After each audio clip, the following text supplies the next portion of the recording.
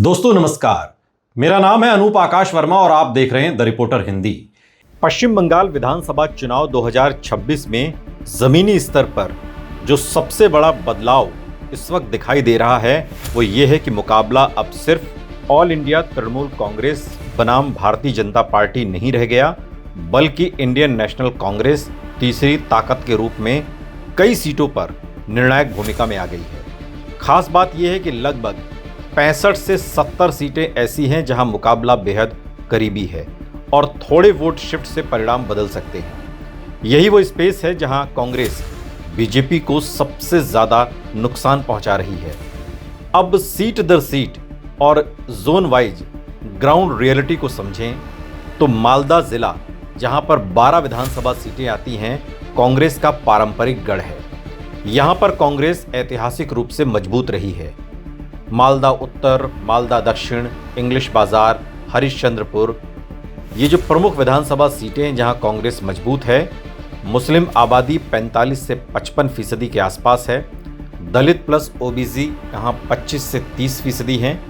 हिंदू उच्च मध्य वर्ग 15 से 20% के आसपास है। ग्राउंड रियलिटी यहाँ की ये है कि यहाँ पर कांग्रेस सीधे बीजेपी को नुकसान पहुँचा रही है, क्योंकि मुस्लिम वोट टीएमसी और कांग्रेस में बढ़ता है, लेकिन कांग्रेस की पुरानी पकड़ की वजह से बीजेपी को फायदा नहीं मिल सकता। असर क्या है, यहां पर 3 से 5 सीटों पर कांग्रेस बीजेपी को रोक सकती है और 1 से 2 सीट यहां पर जीत भी सकती है। अब मुर्शिदाबाद की बात करते हैं, जहां पर 22 विधानसभा सीटें हैं। कांग्रेस की सबसे बड़ी ताकत मुर्शिदाबाद में है। यह कांग्रेस का सबसे मजबूत बेल्ट है। जंगीपुर, शमशेरगंज, रघुनाथगंज, डोमकल, बेलडांगा यहाँ की प्रमुख विधानसभा सीटें हैं। जो समीकरण है इन विधानसभा सीटों का, वो मुस्लिम आबादी 60 से 70% है, दलित ओबीसी 20 से 25% है और अन्य यहाँ पर 10 से 15% के आसपास है। ग्राउंड रिपोर्ट ये कहती है कि हालिया रैलियों में राहुल गांधी ने यही सबसे ज़्यादा आक्रामक कैंपेन अभी तक किया है और टीएमसी पर भ्रष्टाचार प्लस बेरोजगारी का आरोप भी राहुल गांधी लगातार इन इलाकों की अपनी जनसभाओं में लगा रहे हैं। असर क्या है? असर यह है कि कांग्रेस टीएमसी और बीजेपी दोनों का वोट काट रही है। बीजेपी यहां सीधा नुकसान, क्योंकि ध्रुवीकरण पूरा नहीं हो पाता। 5 से 7 सीटों पर कांग्रेस निर्णायक स्थिति में है। उत्तर दिनाजपुर की बात करें, जहां 9 विधानसभा सीटें आती हैं और इस्लामपुर, चोपड़ा, करंडीगी यहाँ की प्रमुख विधानसभा सीटें हैं। जो समीकरण यहाँ पर उभरता हुआ दिखाई दे रहा है उत्तर दिनाजपुर में, वो ये है कि मुस्लिम आबादी 45 से 50% के आसपास है। राजवंशी प्लस ओबीसी यहाँ 30% हैं और अन्य के खाते में 20% के करीब मतदाता दिखाई देते हैं।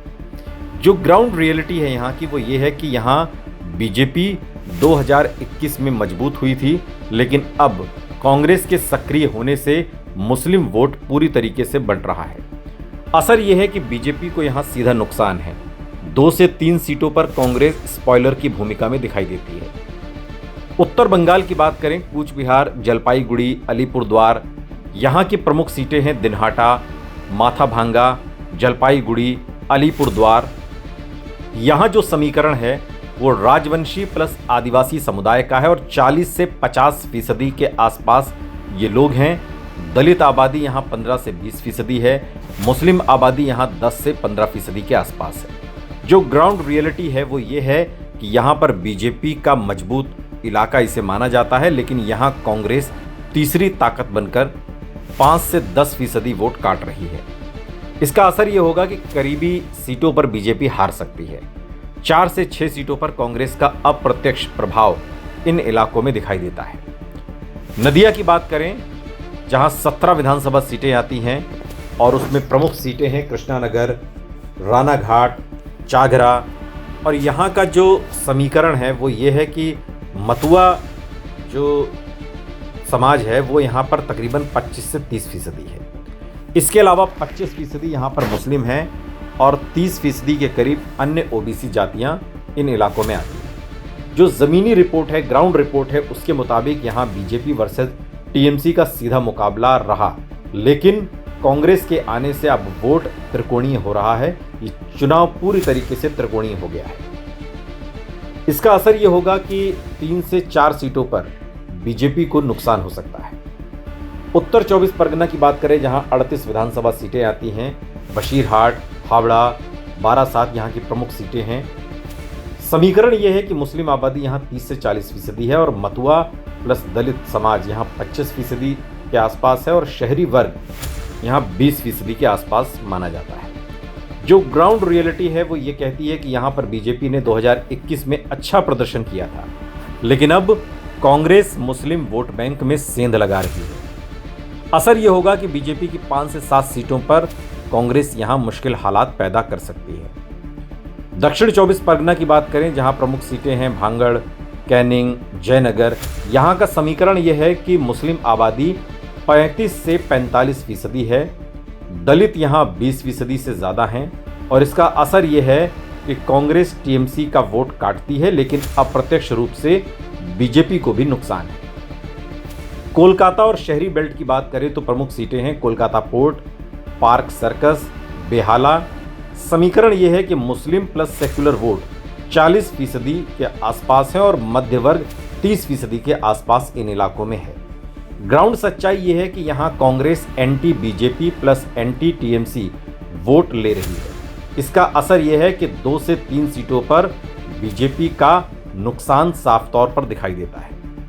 बड़ा चुनावी निष्कर्ष इस ग्राउंड रियलिटी से ये निकलता है, ग्राउंड जीरो रियलिटी से, कि कांग्रेस किन सीटों पर बीजेपी को सबसे ज्यादा नुकसान पहुंचा रही है। तो उसका समीकरण कुछ ऐसे है: मालदा में 3 से 5 सीट, मुर्शिदाबाद में 5 से 7 सीट, उत्तर दिनाजपुर में 2 से 3 सीट, नदिया में 3 से 4 सीट, उत्तर 24 परगना में 5 से 7 सीट, उत्तर बंगाल में 4 से 6 सीटों पर कांग्रेस सीधे सीधे बीजेपी को नुकसान पहुंचा रही है। कुल मिलाकर देखें तो 20 से 30 विधानसभा सीटें ऐसी हैं जहां पर कांग्रेस सीधे या अप्रत्यक्ष रूप से बीजेपी को नुकसान पहुंचा रही है। सवाल यह है कि क्यों हो रहा है ये बदलाव?